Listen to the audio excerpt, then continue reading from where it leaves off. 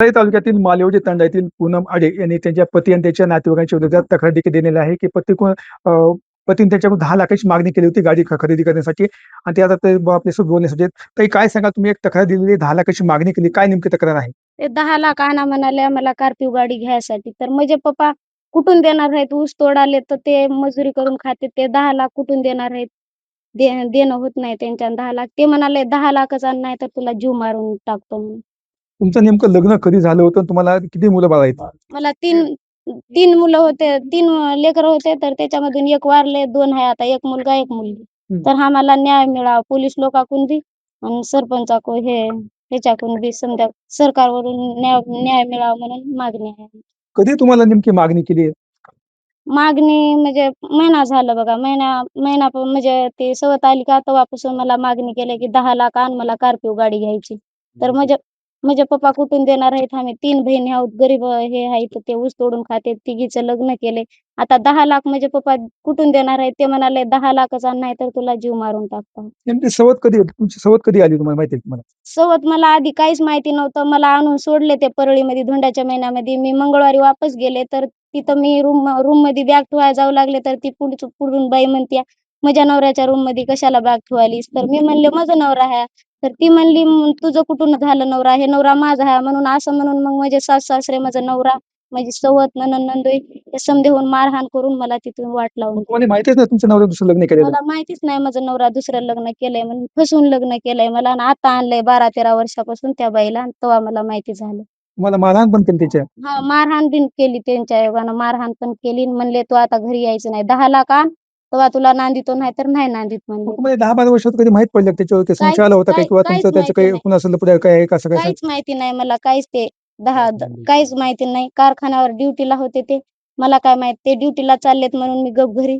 तर ते बाहेर असं केले काय की ते काहीच माहिती नाही आपल्याला. फसवून लग्न केलंय मग ते. आता काय मागणी असेल तुमच्याकडे आता? सरकारकडे काय काय मागणी आहे? माझ्या लेकराला मला न्याय मिळावा म्हणून मागणी आहे. आता लेकरं मी कसं जगू? नाहीतर मग आम्ही मरून जाऊ. सरकार जर नाही न्याय दिला तर मग आम्ही मरून जाऊ. दुसरं सरकार न्याय द्यावं म्हणून मागणी आहे आमची. माझ्यासोबत त्यांची वडील आहेत, आपण त्यांची बातचीत करत. दादा काय सांगाल, तुमच्या मुलीचं काय त्या जावयाने 10 लाखाची मागणी केली, काय काय प्रकरण होतं? आम्ही कुठून देणार होतो आता सध्या? आमची हालत बेकार आहे सध्या. काम करून पोट भरायला होतो आम्ही. हो. काम करून पोट भरायला होतो. तिथं कामाला जातो तेव्हा आम्हाला खायला भेटते. इथे कधी तुम्हाला त्यांनी फोन केला तुमच्या मुलीला की असं असं झालं म्हणून? फोन वगैरे काही लावलं नाही त्यांनी. परळीमध्ये आणून सोडले. परळीमध्ये सोडून आणल्यावर त्यानं काय म्हणलं की बाबा इथून घेऊन जा मुलगीला आणि 2-3 दिवस ठेवा आणि नंतर वापस आणून त्याला वाट लावा. मग या 10-12 वर्षात तुम्हाला काय असं वाटलं की ते त्यांनी दुसरी बायको केली का काय, असं काही संशय काय आलता का तुम्हाला? ते काही पण माहिती नाही मला. आपल्याला ते लग्नाचं म्हणजे ते जर माहिती राहिलं असतं तर मग मी माझ्या मुलीला देतच नव्हतो. कुठेही दिलं असतं, सात भिकाऱ्याला दिलं असतं. ते काही पण माहिती नाही मला. ते लग्नाचं काहीच माहिती नाही. आता हे असं झालंय संपर्क की ते झाल्याच्या नंतर आम्हाला कळालं की ते पोरीला इथं आणून सोडलं. नंतर हे पोरगीला मी वाट लावलं. ऑटो करून इथून वाट लावलो. ऑटो करून गेली पोरगी. तिथं गेली तेव्हा मारहाण त्याला केले. सोनपेठमध्ये आम्ही गेलो 2-3 दिवसाच्या नंतर. सोनपेठमध्ये तक्रार घेतली नाही. परळीमध्ये तक्रार घेतली नाही. अंबाजोगाईमध्ये घेतली नाही. त्यावेळेस मी बीडला जाऊन आलो. बीडपासून आम्ही तक्रार सुरू केली. आता काय नेमकी तुम्हाला मागणी काय अपेक्षा आहे तुम्हाला? ते आता म्हणजे ते अपेक्षा म्हणजे माझी कशी आहे, त्याला आणून अटक करावी. त्याला डायरेक्ट इथं आणावं. जेवढे ते मारहाण केलेले आहेत मुलीला, तेवढे माणसं आणून इथं अटक व्हावी परळीमध्ये. एवढं ते फसविलंय. म्हणजे पहिलं लग्न असताना माझ्या मुलीसोबत त्यानं लग्न केलं. आम्हाला बोलून इथून लग्न करून फसवून गेलेला आहे. माझ्याकडे सगळं प्रूफ आहे. आणि त्या नापरमाईमुळे ते छोटा मुलगा जे होता मुलगीचा, त्याच्यामुळे पण ते नापरमाईनं मुलगा वारलं. असं झालं ते. त्याच्या बहिणीच्या मुलीला लग्नाला गेलं त्यानं. तिकडे 2-4 दिवस घातले. पोरगी काय करणार? पोरग बिमार. गेलं त्यानं लातूरमध्ये दवाखान्यामध्ये नेले. त्यावेळेस ते पोरग गेलं.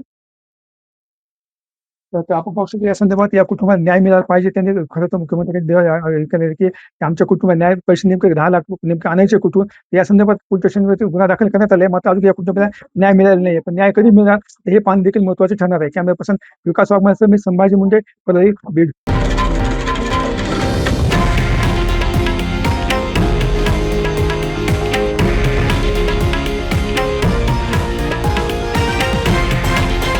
हे आहे देशातील नंबर 1 न्यूज नेटवर्क आणि आपण पाहत आहात TV9 मराठी, एकमेव.